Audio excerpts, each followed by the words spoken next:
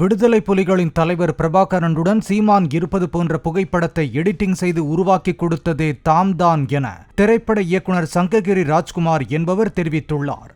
வெங்காயம், பயாஸ்கோப் போன்ற படங்களை இயக்கியுள்ள ராஜ்குமார் தனது நண்பர் ஒருவர் சீமானுக்கு அன்பளிப்பாக அளிப்பதற்காக கேட்டுக்கொண்டதற்கு இணங்க அந்த புகைப்படத்தை உருவாக்கியதாக கூறியுள்ளார். ஆரம்பத்தில் அந்த புகைப்படம் நல்ல விஷயத்துக்காக பயன்படுத்தப்படுகிறது என்பதால் கண்டுகொள்ளாமல் விட்டுவிட்டதாகவும், தற்போது பெரியாரை பற்றி சீமான் அவதூறாக பேசுவதை பொறுக்க முடியாமல் உண்மையை சொல்வதாகவும் ராஜ்குமார் கூறினார். அப்ப நமக்கு ஒரு இன்ட்ரெஸ்டா இருக்கும்ல, எதுக்குன்னு நான் அவரை கேட்டேன்.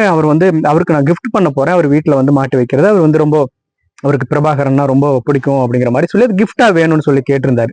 அப்போ நான் உருவாக்கின புகைப்படங்கள் தான் இது. தொடர்ந்து அது ஒரு நல்ல விஷயத்துக்காக பயன்படும் நினைச்ச வரைக்கும் எனக்கு அதை பத்தி ஒன்றும் சிக்கலா இல்லாம இருந்துச்சு.